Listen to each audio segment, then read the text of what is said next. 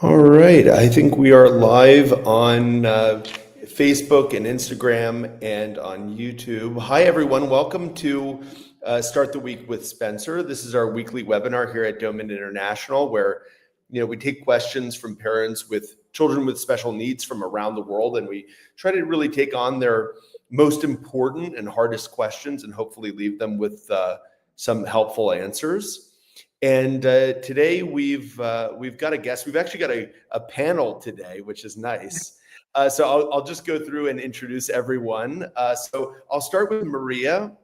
Maria has joined us really as a mom, and she attended our Doman Method course a couple of months ago, and she and I just started kind of communicating online, and I heard about some of the wonderful things that she's been able to achieve with her son, Philip. And so I asked her to join us today and talk a little bit about that. And along with Maria, we've got Colleen Hudson, who's our Director of Representatives. Everyone who's been watching the show has met Colleen before. And we've got Morgan, who's joining us today. Morgan is both a Doman Method coach, and she's also a life coach. So she's coming to this episode with a background in both of those areas. And Morgan runs something called the Doman Parent Support Group, which is a support group for parents on our program. When they come for appointments, they are automatically invited into the group where they can connect with other parents on the program. And Morgan helps run that group and provide parents with coaching, because we know if we can coach parents, help them, give them emotional support, strength, guidance, it pays off wonderfully for their kids. So thanks to all three of you for joining. So Maria, we're going to start by just asking you questions, and of course, Colleen and Morgan, jump in if you want to ask anything as well. But I was wondering, could you just start off, Maria, just by talking a bit about your son? And what kind of ended up bringing you? What was the story before you arrived at our program? So my son Philip is 5 years old, and he has autism. When he was 2 years old, we got the diagnosis, and since then, I was looking for some methods to get him better, because the classic methods, the speech therapy and the other, didn't give us much results. So I found first the diet. So since he's 2, I'm doing the diet. I'm correcting a bit, but when I learn something new, I'm trying to adjust. But something was missing. His speech didn't come. Then on one Instagram page, I heard about the Doman Method, and I started to listen to the videos that Spencer has. And I told myself, why not give a try? I can't lose anything. I just can get something. So I heard with Nika. She's our representative here for Balkans. And she told me about the advanced program for the basic programs. And I was thinking first, I'm going to try the basic, because I wasn't sure if Philip will cooperate and if he wants to do these things. So I listened the basic program, and when I got my profile from the course, I started to do the things that are meant to be. So we started our exercising 2 months ago. I had determined with my coach, and we made a target. And I can say now that Philip couldn't creep and crawl. He didn't know how to do that. I had to do with him on the floor. I had to show him. And it was a bit, I didn't have motivation, because I couldn't explain him how to do the first 2-3 days. He couldn't understand that. And now, after 1.5 months, we achieved our goals. Well, that's great. And can you you mentioned speech, What were some of Philip's biggest challenges that made you look for help like the program? Was it just speech or were there other things as well? So he didn't understand the basic commands when I tell him, give me the glass, or he couldn't understand the things we are saying to him. And mostly he was just repeating the words after us. He hasn't got any meaningful speech, but now, after 1.5 months of creeping, crawling, reading program, he tells me, Mama, stand up. Mama, give me a glass of water. Mama, switch the TV on. So he has sentences. And when I tell him something, he understands.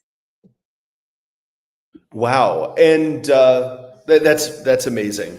Yeah. And tell me about. So you mentioned crawling and creeping, and for people who some parents may not be aware, but for many children with autism and other developmental delays, those activities of crawling on the belly and creeping on the hands and knees are very helpful for brain development.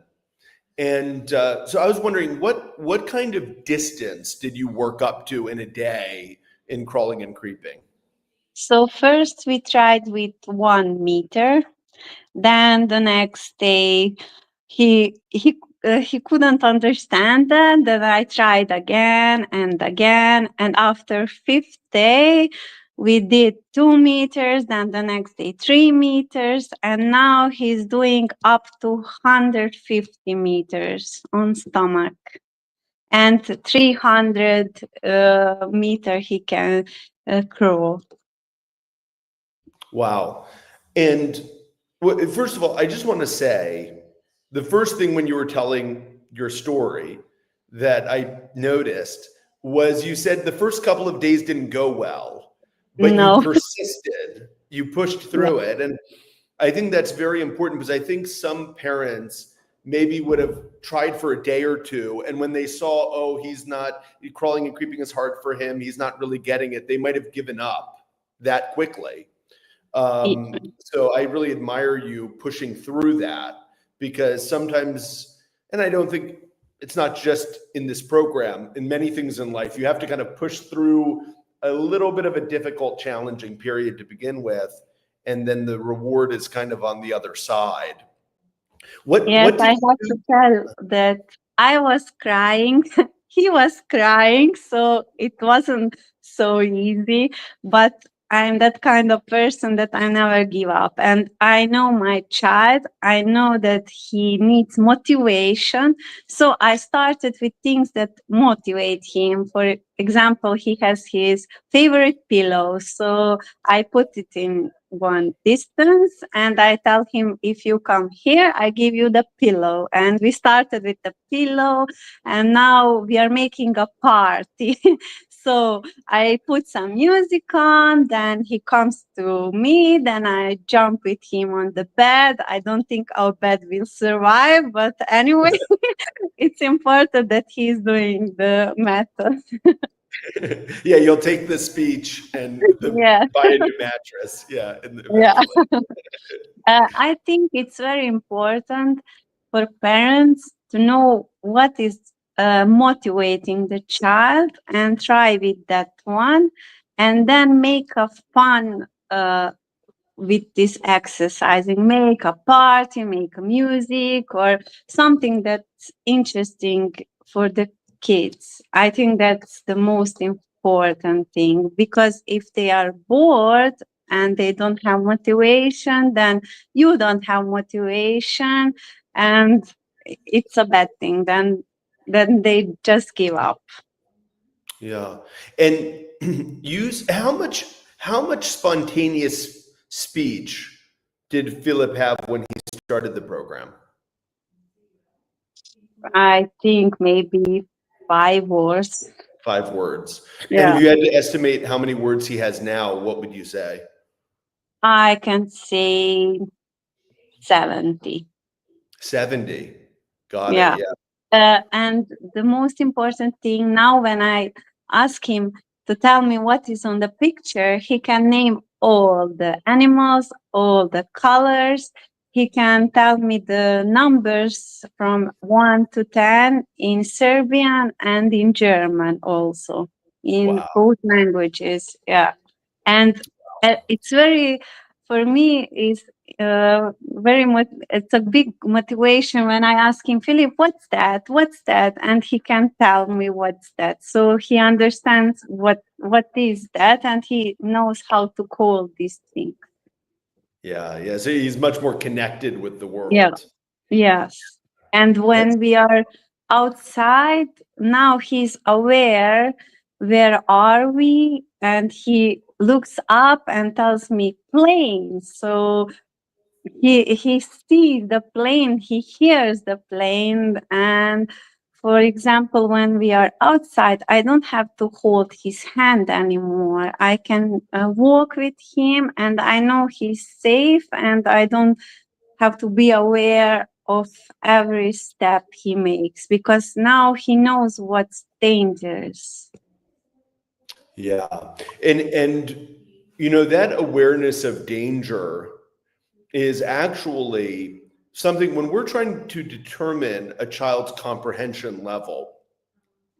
And if we're trying to determine if a child understands at a 5 or a 6-year-old level, one of the things we actually ask parents is about comprehension of danger.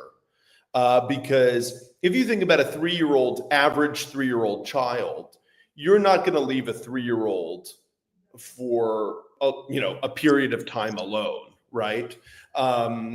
You wouldn't leave them out in the yard on their own for 30 minutes, for example, because you can't trust that 3-year-old to act safely. But a 6-year-old, a 6-year-old isn't going to do anything crazy, right? With a 3-year-old, you can you would always hold their hand if you're walking next to a busy street. But a 6-year-old, they wouldn't run out into the street for no reason.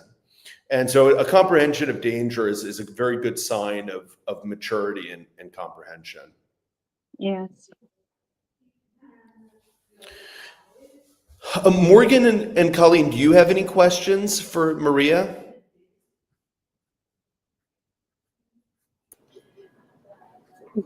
Go ahead, Colleen. You go first. I was just going to ask,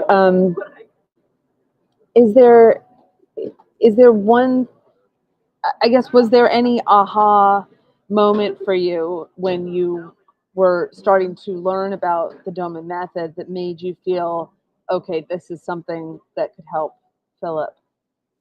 Yes, because 3 years I was doing the diet, and I can't say we didn't have progress. So the physical programs with sleeping, with eating, with toilet training, everything was okay. But I thought something is missing, just a bit spark for him to switch, to speak, to understand. Something is missing. And all the exercising with speech therapy didn't help. And then I was wondering, what is that is missing? And when I did the Doman Method course, I saw the whole picture. What was the problem? So I saw that the midbrain is the problem, and there are the problems. So I have to stimulate this midbrain so that the upper parts gonna work as it should. And I think now with all these exercises we do, the midbrain is developing, and then the upper parts also. So they are connected, but I think in our everyday and with the therapist, no one is speaking about that. They are just trying to resolve the symptoms of the injured brain, but not the brain. That's the problem. And Maria, I think that there are some parents who joined late. So, because you mentioned this at the beginning, do you mind just repeating the diagnosis and age of your child? So when he was 2, we got this diagnosis of autism, and he couldn't speak. He was in one whole world that he didn't react. He didn't have eye contact, nothing. So when I told him Philip, he didn't react, but now everything came back. So he looked us to the eyes, he understands, he wants to make contact with other people. I was in the kindergarten and they told me that they realized that he allows other children to sit with him. So he's trying to make contact, and he wants always that someone is here by him. So I think, and he's aware of his surroundings. So I think now it's getting better. I know that every parent has this fear, what's going to be with these children when we are not here. And I think with this program, we have a hope that one day they can be independent.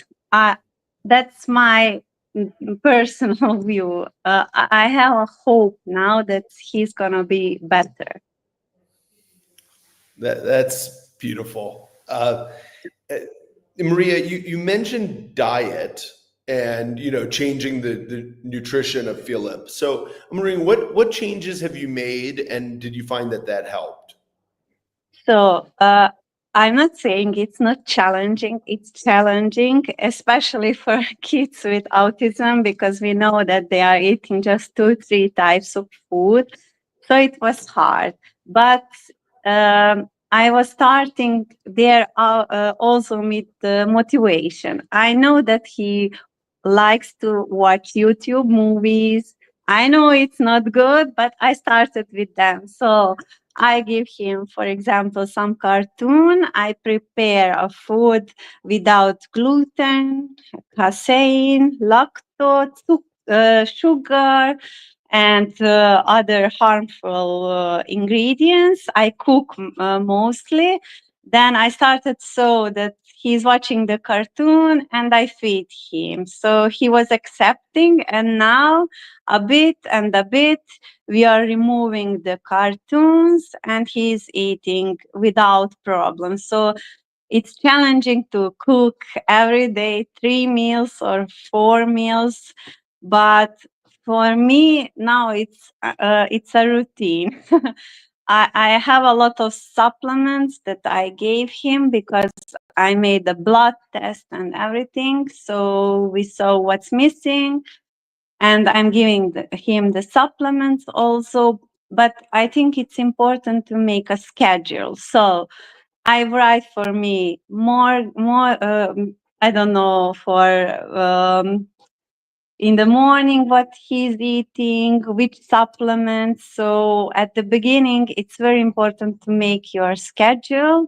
And now with time, I think it's much easier. And for now, that's we are eating, so that's normal thing. So okay, I and my husband, we are not so strict to the diet, but when we are home and he's home, we are not eating anything he is not allowed to eat, because then he wants to eat also, and then you have done nothing. And it's okay if the answer is no, but I'm wondering, besides diet and crawling and creeping, have you started anything else in the Doman method, or started with those three? So we are doing the reading program, the creeping, crawling, the walking program. So he walks every day from 2 to 5 kilometers per day. And I started the running program, but he doesn't want now because it's very cold outside. So I'm gonna try in summer. And we had this examination for the respiration program. We got the permission, so now we are waiting for the mask. So we're gonna try it. Yeah, you'll start the oxygenation program. Yeah. That's wonderful. And we are reading him every day, 15 to 30 minutes. And do you feel like the improvement in comprehension might be connected with the reading program, or do you feel like it's because of the crawling and creeping, or a combination? I think the both things. For example, when I show him some words that he understands, he repeats after me. But Uh, if he doesn't understand something, for example, Wolverine or Catwoman, he doesn't know what is that. That one he didn't repeat. But I think the creeping and crawling did a lot. mm-hmm. Wonderful. Well, I'll just check in and see if Morgan and Colleen have any other questions for you, Maria, and then I'll also ask you if you have any questions for us before you log off. So, Morgan and Colleen, any questions you want to ask Maria? I have a question. I also have a point. I have to say, I think it's amazing how you motivate your son. It's honestly one of the most common traits of successful parents doing the Doman program is making the program fun. I always say, especially for like young kids, they shouldn't even know they're doing a program. They should just think they're having fun with mom. So I think that's really fantastic. Kudos to you. Thank you. Um, so when you started this, I know it can be scary starting something new, and overwhelming, to start something that's not really the world isn't supporting you, on.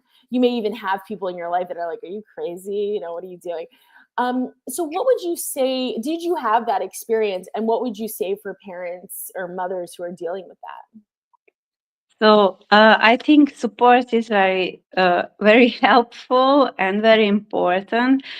For example, we are living here in Austria and we don't have here anyone. So my husband and I, we are alone, and it can be challenging, but it's not impossible. I know that someone will tell it's very hard to show everything: food, supplements, creeping, crawling, running. So you need a lot of time and it can be challenging. I can tell that because I'm working in 3 shifts. So yeah, it's very hard.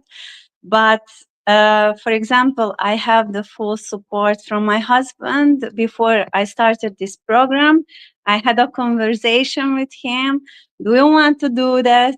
If you don't want, I can't do alone. So he told me, yes, we are doing together because it's an opportunity for our son to get better. So we are doing so 1 week. I'm doing the program, 1 week he's doing the program. So we switch. So we are not burned out. So 1 week I have a bit of rest and 1 week he has. And during the day, we are not seeing each other because we are in opposite shifts, but we are managing to do things. So, for example, in the morning, he's preparing the dishes for the whole day. So when I come home, I have that part released and then I can focus myself on creeping, crawling, and we are doing so. And I want to tell the parents it's very, very important to have a support, because I have also days when I feel that I can't more, it's too much. If you feel that you can't do it today, just leave it. Or if your child can do it, leave it. And the next day, start again. It's always easier when you start next day with fresh head. I think that's very important.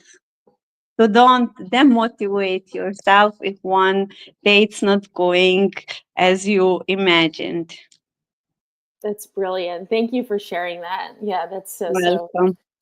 so wonderful. Welcome. Maria, what would you say to a mom who would say to you, "Wow, Maria, what you've done is amazing, but I'm kind of scared to get started. I'm kind of scared of the work burden, burning out." What would you say to that mother? So I think it's important to try. If you don't try, you don't know how it's gonna things happen. So if you try and you get results, super, then you can continue. If it doesn't go, then just leave it. I think everyone has to try it first, because when I started this and I spoke with my colleague from the work, and he told me, no, you can't do that. You are working 8 hours in different shifts. How's gonna make you to reach your goal and everything? And I told her, listen, I don't have anything to lose. I can just get some results. So I'm going to try. If does go, if not, okay. I know that I tried, but now I can tell that I'm very happy that I tried. And when I see the results, that gives me more motivation just to continue and to hope that he's gonna be independent one day, and he's gonna have a normal life one day, because I know if I don't help him, no one's gonna help him, and he's not gonna be better, he's gonna be just worse, and then no one's gonna care. It's gonna be your problem at home, problem at school, problem everywhere, and then what people have from that? I think you have to try. Just give a try, and if it's go, super. And Maria, I want to say that when some people hear that Philip has gone from 5 words to 70 words, many people will hear that and go, oh, that's great. He has 65 new words. But the way we look at it based on our experience is the rate of speech development. So he has 14 times the number of words he had 2 months ago. And in our experience, when a child has a kind of explosive growth in speech, I mean, you can do the math yourself. If he has 14 times as many words as he has now in 2 months, and I'm not saying that, of course, children don't always develop in exactly the linear way. In fact, they don't usually. They kind of have big spurts and then maybe a little plateau and then another spurt and so on. But you can imagine 14 times, if you take 70 and you multiply that by 14, now we're talking about, I think, thousands, maybe 1,000 words.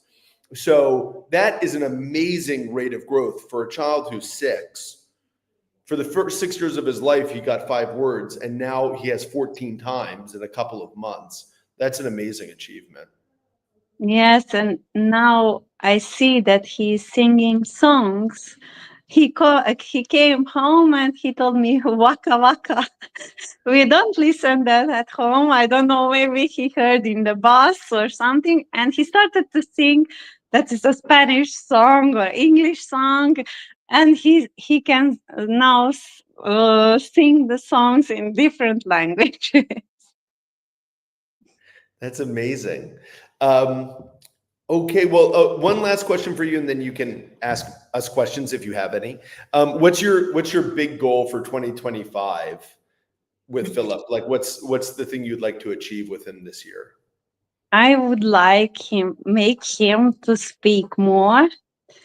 I think that's my biggest goal, and to concentrate a bit more, because with that we have a bit issue. He can sit when he's interested in some activity, but when he's not, then he's sitting, then standing up, sitting, standing up. That's a bit of problem in the kindergarten, and I think in the school from September.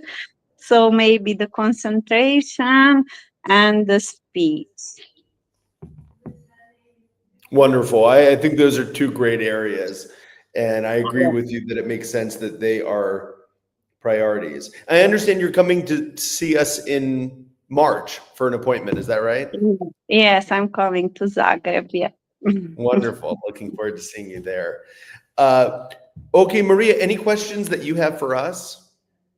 I just would like to ask, for example, for the lab test for our first meeting. So, because I'm giving Philip a lot of supplements, do I have to stop before we do that labs tests, or? Good question. And I think, Maria, it probably depends a little bit on the the supplements themselves, like what Philip is on and why he's on them. So which member of the Doman International staff is your staff coach?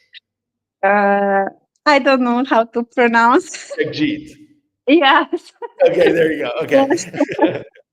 Okay, so what you should do, I think the best thing to do, Maria, is if you wrote up a list of the supplements, probably we will tell you not to remove them. But I think the best thing is just to send to your staff coach the list of supplements that Philip is on, Mm-hmm. and just say, hey, you know, I'd like to know from your nutrition team, should we suspend these supplements or some of these supplements before the lab test for the appointment? Okay, I will do that.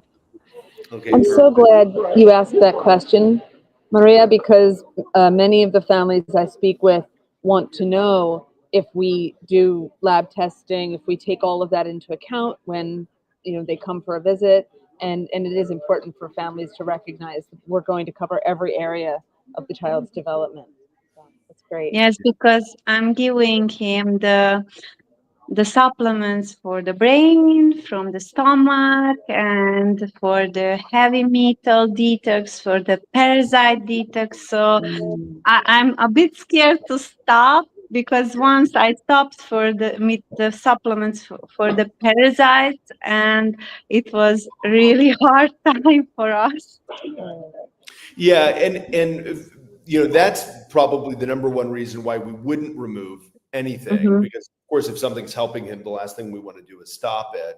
But the other thing is that, you know, sometimes if a child sometimes if a child is on a specific supplement and perhaps that value is too high in the lab test because perhaps they're absorbing it too much or the dosage is too much, that can be valuable for the nutrition team to know. Like, imagine if a child is getting a B supplement, for example, Mm-hmm. which some children need, and all of a sudden maybe some of those B values are too high. Well, that's important for the nutrition team to know and say, hey, you know, we've got to either stop this or reduce the dosage. So yeah, I don't think we'll have you change anything, but I'd prefer to get our when families come for appointments, the children's lab tests are reviewed by our medical staff, and then they and the nutritionists together work to create the new nutrition program for the child. So I'd rather them give you that answer rather than me giving you maybe an answer which isn't perfect. I think also I want to give advice to the parents that it's very important to remove the sugar. Sugar is causing a really, really bad problems. Then the children are hyperactive. They cannot sit. They always run. My son had this problem that he was doing this with the hands, and he was scrolling his eyes, but now he's not doing this stuff. So the gluten and the milk products and the sugar, I think if they can remove immediately, that would be the best option. Yeah, I really am grateful for you for saying that. And, that's been our findings with children, that they, especially children with special needs, that they respond very well to those nutritional changes. And, it's interesting because nutrition obviously is an area where there's a lot of debate. There's a lot of disagreement. And I was listening to a nutritionist recently that I really respect. And I asked the question, is there anything that all nutritionists agree on, right? Because if you ask some nutritionists, are eggs healthy? Some will say, oh, they're great. And others will tell you they'll kill you, if you eat them. So they all, but they said, yeah, there's only basically one piece of information, one thing that all nutritionists agree on, and that is sugar is unhealthy. That is, you will not find, as far as I know, a nutritionist who would say otherwise. So yeah, sugar is problematic, especially for kids with autism, because it feeds candida, it feeds yeast in the gut, which often leads to an increase in abnormal behaviors, hyperactivity, a lack of focus and attention, brain fog, irritability. and it's also pro-inflammatory. And children diagnosed with autism usually have a bunch of inflammatory issues in the gut, and more we're starting to realize inflammatory issues in the brain. So when those pro-inflammatory foods are removed, we tend to see really great changes. Yeah, thanks for sharing that. I just have to say that I'm a witness what can sugar cause, because from my son, huge parasites are coming out 1 year, and they are coming every day out, and he's not eating sugar. But the woman with I work with the diet, she told me that sometimes it needs 1.5 years to break the process of these parasites. They have to come out and out and out till you break this circle that they are leaving the eggs in the gut, in the stomach, and have to killing them constantly that they stop to put eggs everywhere. And really, they are huge. Well, and when families often ask us, when they have a child with a severe developmental issue, how long should we, the parents, plan to do the Doman method for? We actually give a similar answer, plan for 18 to 24 months. Yeah. And we know when we say that it might scare certain parents, like, wow, that's such a long period of time. But in our experience, to really get impressive, long-lasting developmental changes in the most important areas, you need some time. It doesn't mean it takes 18 months to have changes. Of course not. I mean, like in your case, in a couple of months, you've already had impressive changes. But to really see the big wins we want to see with a child, 18 to 24 months is often what we need. I think that the diet is very important, because you have to clean the body first. The body, the brain. When the gut is clean, then the right informations are getting to the brain. Because I saw with Philip that till I didn't do the diet, nothing was giving results. When I started with the diet, and when we started to passing out these parasites, and I smell sometimes ammonia also, when that started to go out, then he was better. He was calmer. He was more concentrated. And I think you have to clean the body first, so then the brain can function normally and to develop. Yeah, absolutely agree. Well, Maria, thanks so much for joining us. We really appreciate it. We appreciate your guidance for new parents. I'm sure someone watching this today will get started because of you inspiring them. And I really look forward to having you in March for the appointment. Me too. Thank you very much for having me today. Thank you. Our pleasure. All right. Well, that was fantastic. And I saw that parents were continuing to ask as they joined, about Philip's age and diagnosis. And the diagnosis was autism and 5 years old. If you joined us late, I do recommend you go back and watch the full interview, because Maria really talked about something which I think is very important, which is getting started and overcoming the challenges.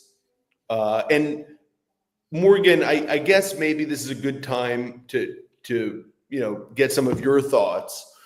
What do you advise, as both a Doman Method coach and as a life coach? What do you advise to new parents who are getting started with the Doman Method to kind of like help them on the path?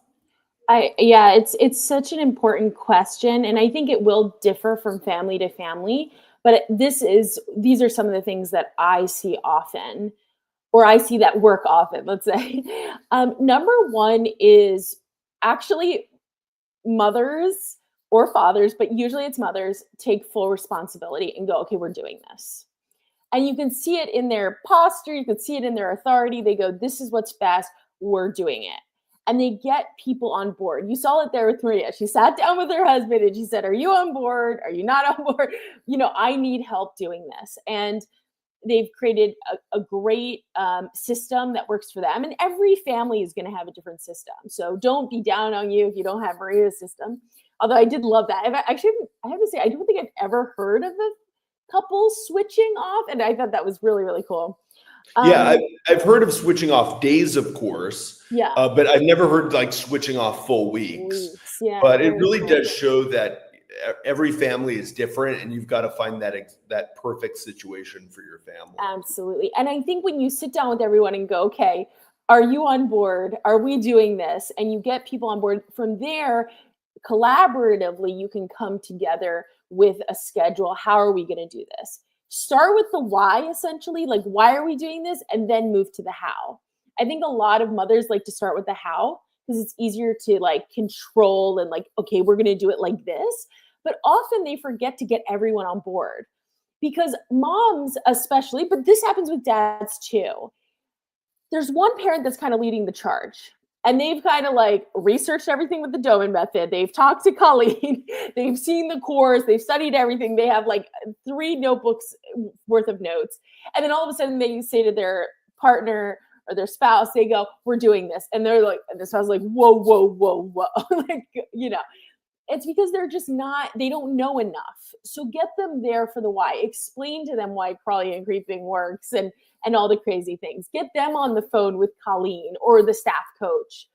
And so that everyone is on the same page and then move forward from there.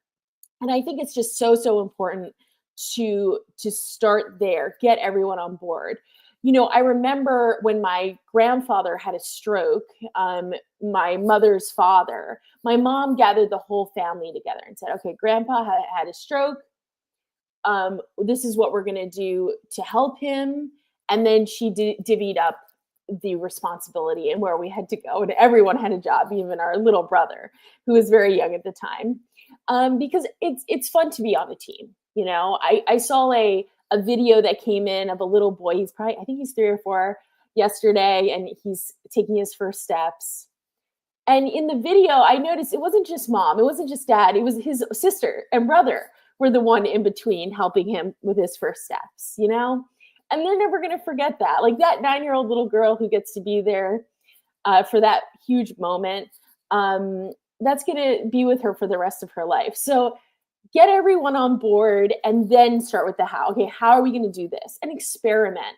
I think a lot of moms and dads get hung up on like, no, we have to do it this way. But I do find sometimes it can take a family a while to like figure out what works for them and be open to that, Also, when you start the program, you may start to notice things about your child. Oh gosh, we have to do it in the morning, the afternoon. They're not, awake enough. I met this one mother.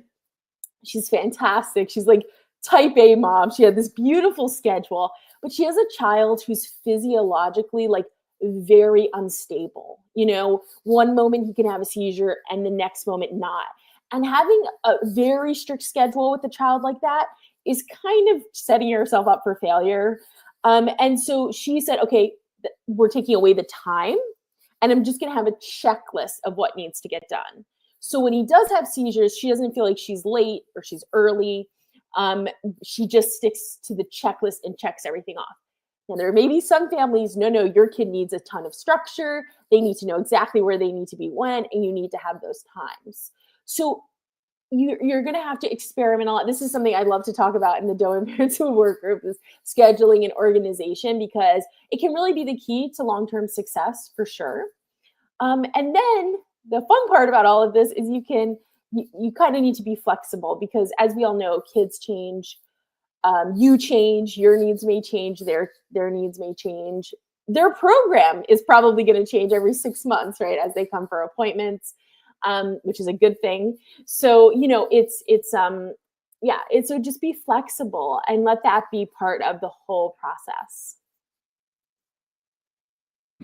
Morgan, Maria said something which I think was one of the more important things that she mentioned. This is something that I hear a lot from some of our most experienced parents who have been on our program for even years and had amazing success with their children. And that is, she talked about having kind of a short memory of when you have a bad day, you just move on the next day. And I've seen a lot of families have amazing success with our program who may have only done 1/3 of the program we told them to do, but they stick with it and they kind of navigate those tough times. While there are other parents who like come out of the gate and they do 100%, but when things start to get tough, and their life is life, there are always going to be tough moments for any family. It throws them for such a loop. Even though the child might be getting great results, they burn out. They're like, and of course that is terrible for the family because the parents are now upset that a program that was getting their child good results has to be stopped, right? Because of burnout. So, what are your thoughts about mindset with parents and the importance for long-term success? Yeah. Well, I read this quote the other day, and I think it really resonates, which is the way you do one thing is the way you do everything. And so the truth of the matter is, most parents who are like this all or nothing thinking, it tends to actually be a personality trait. It tends to be something they're kind of dealing with in every area of their life. We kind of have type A personality moms tend to get themselves in this trouble. They want to do it perfectly. And by the way, for a time, they can do it perfectly because they're amazing. But eventually they've got to slow down or things shift or another child needs a little bit of help. It could be a million things. And they really get down on themselves and they really, they kind of psych themselves out, even though they maybe just need to take a little break. And one of the things that strikes me about moms who stay in the game the longest, there's a mom who has 2 children on this program. And one of the things that strikes me about her is she doesn't have to do it perfectly every day. For her, a great day is like 80%, and that's amazing, by the way. But I think it's an important thing to keep in mind is that you have to just have fun with it. And that's why, going back to something else Maria said, was how can you motivate your child? I think it's the parents who have fun, who do what's right for their family in the moment, and get rid of this all or nothing mentality. Because there may be moments in your life where you do need to take the program down 20% or just do the nutrition program. And that's totally fine. When you are talking about the long-term journey of getting your child well, there's going to be ups and downs. And I really encourage all mothers who kind of know they tend to go for that all or nothing mentality or that perfectionist mentality, start working on it now. Be okay with just doing 70%, be okay with everything not being perfect. If you start to get okay with it now and give yourself permission, I think long term you'll be okay with those bumps that come, because there's almost no way, just no way physically or emotionally or mentally that a family can do this program for 2-3 years, which is what it's necessary for most children, without having to slow down a little bit. We actually talk about taking intentional breaks. Maybe another child is graduating and you want to go, or grandfather gets sick. It's just not physically possible. Even when I was on the program, there were moments where my mom had to slow down a little bit. I had 3 other siblings she had to take care of too, and there were other factors in our life. So I think it's just so important to start changing that mentality now and realize we may need to take breaks. And by the way, we have moms who take breaks. They go, "Hey, Spencer, I need 3 months. I need to take a break. I need to focus on this. I maybe need to focus on my health, but I'll be back." And they're back in 3 months because they know it's not forever. And I think that's the most important thing. Yeah. Thanks, Maureen. That was great. So I've got a question came in on Instagram for me, so I'll answer that, and then Morgan, we'll go to Sandra's question on Facebook for you, which is a great one. Yeah. So Ashley was asking me when I mentioned that doing the Doman method for 2 years is kind of the ideal way to get the best results. She was asking, does that mean I'm saying that that's the ideal situation? With a family coming for 4 appointments during that period, because appointments in our clinic tend to be 6 months apart. Or she's saying, am I just saying 2 years and maybe it could be fewer appointments? And I think, Ashley, we have to kind of differ. This is a great question, by the way.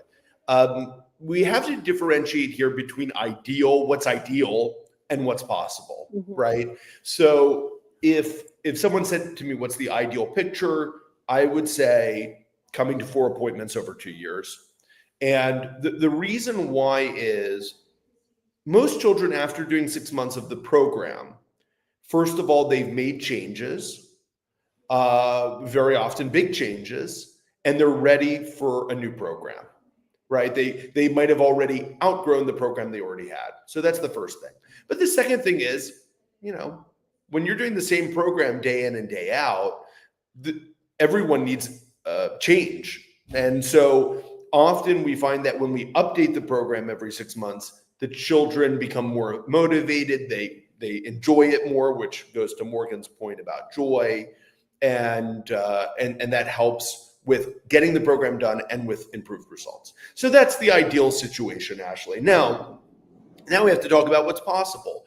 That might be possible for some families, but for other families, maybe not. And so that really is usually discussed between the parent and their staff coach, the person in the organization who's overseeing their child.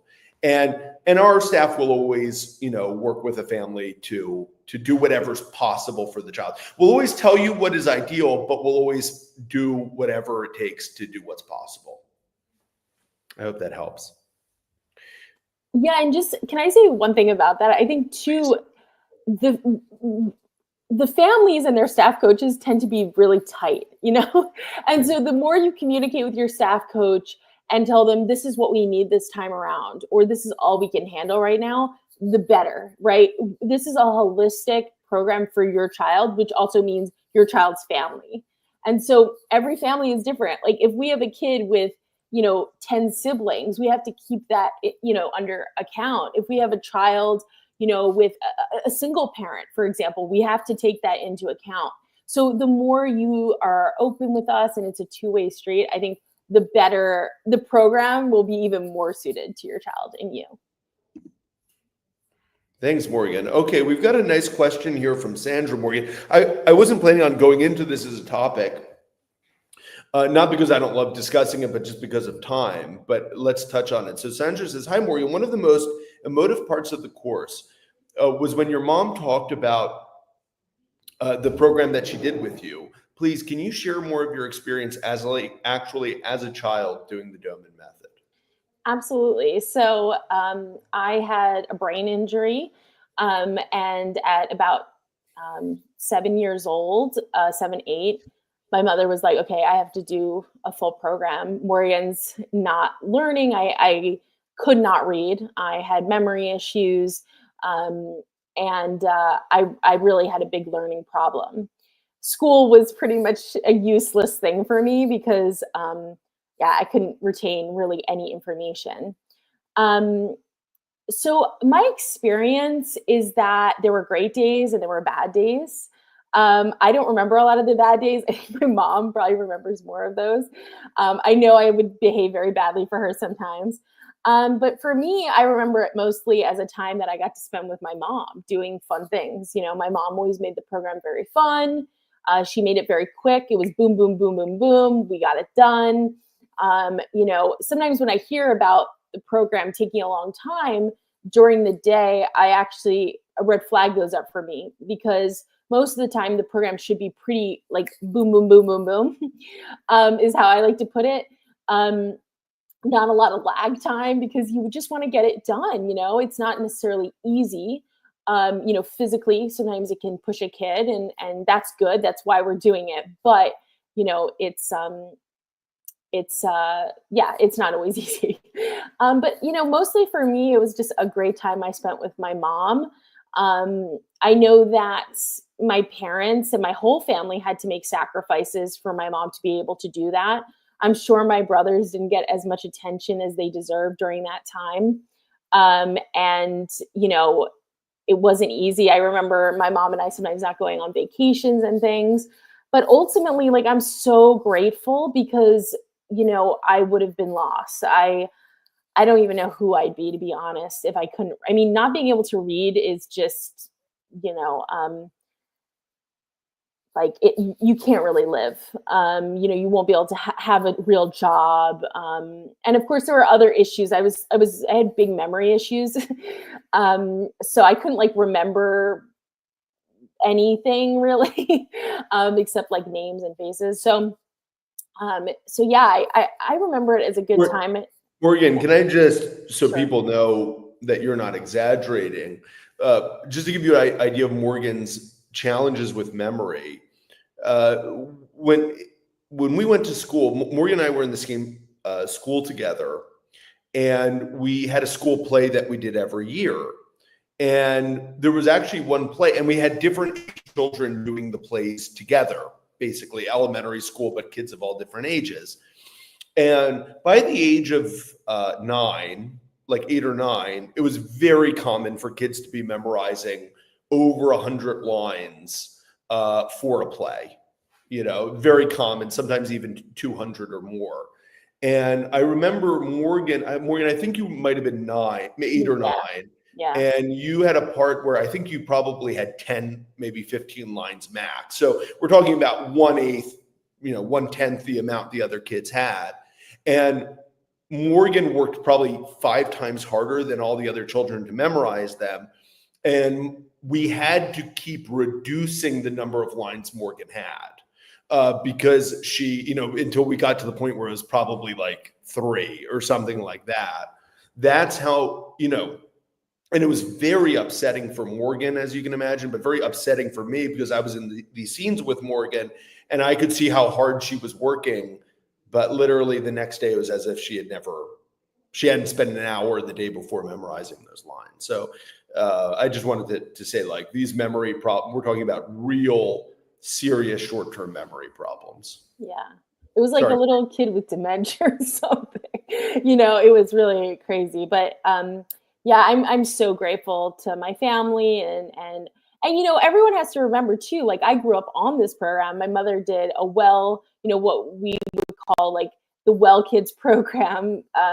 Doman has a whole other side of to its work. And so I did the reading program as a very young baby. I did crawling and creeping, which I'm convinced if I hadn't done that as a baby, I would have been I would have had way more issues. I would have been way more behind. And of course, there are some injuries to the brain that are harder to diagnose super young. It was starting to become apparent when I was 6-ish that it was like, she's not quite as academically on par with her peers. So it's anyway, to me, I always like to say in many ways, the program isn't just for the person you're doing the program with, it's for the whole family. Because first of all, something is powerful about a family getting together and going, okay, we're going to help out a child here. We're going to do something about this. I would also say it's for the siblings. Like, if I hadn't had this program and I couldn't live independently, I would spend the rest of my life being a burden on my brothers, right? Like, they would be taking care of me in some way or another. And of course, I'm sure they would do that because they love me. It's great that they don't have to. And I get to live my life and do what I love. So yeah, it wasn't really that difficult looking back. Of course, in the moment, there are hard parts. I was also older doing the program. I mean, there were things, as you get older, you start to lose your illusion of central positioning, and you start to see, oh, those kids can do it and I can't. Whereas a 2-year-old doesn't really have that issue yet. So having older kids can be a little bit more difficult, but nonetheless, keep going, keep doing it. As someone who's been there, I can't say how grateful I am for the hard work that I did, but also my family. So yeah. I hope that answered the question. Morgan, thank you so much. That was great. I'm going to answer one last question, and then Morgan, we're going to finish off with a question for you, which I started last week, but I've decided I'm going to ask everyone this. I'm going to ask you the question. Tell me the story about one child with special needs that changed your life or the way you view the world. All right, so I'll give you a minute to think about that. Ashley Ann said here, in response to my question about coming for appointments every 6 months, Ashley says, thank you. I'm trying to figure out what is possible for us because of cost.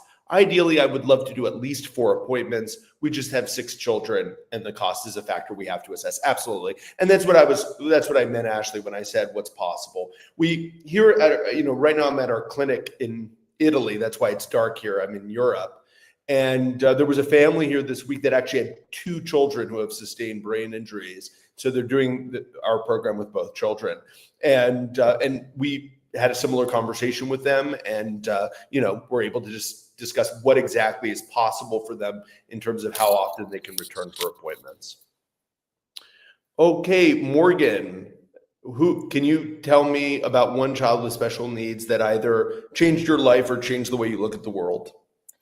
I think, I could name like literally 100 because I've been in this world for so long, but the first one that came to mind was a little girl. She was the first girl I ever got to do facilitated communication with, which is our way of teaching children who can't speak yet how to communicate. And she was 4 years old. And my colleague, Susanna Horn, said, okay, we need to teach Morgan how to do this. And this little girl, her little hand, she was only 4, and she taught me how to facilitate. And I'm so grateful to her. And I always think about this when I think about facilitated communication and our writing programs, is how it just unlocks, so much. It unlocks, the child, and we get to see who they really are. And it's an honor to teach those programs, but also I feel like it shows the world that if we don't help children with special needs, we're losing people who have so much to contribute. We know so many children on this program who are amazing poets and amazing writers and, amazing artists. And we can't lose that in our society. We need that. We need that talent and that just raw humanity, more and more, I think, than ever. I think more now than ever. And so I just encourage everyone, when you meet a child with special needs, don't think about the exterior. Think about what's inside and how they're trying to communicate with you. And yeah, she's definitely on my mind today. Morgan, thanks so much for joining us. Colleen, thanks for joining us. Maria, if you're watching, thanks for coming on today. For any of you who joined late, we started off with an interview of Maria, mom of a boy with autism named Philip, and she talked about her first 2 months on the Doman Method, some of the amazing things she's achieved. So please, if you're joining late, go back and watch that when you can. All right, everyone, thanks so much for joining. We'll be back here next week. See you all soon. Bye-bye. Thank you so much. Thank you.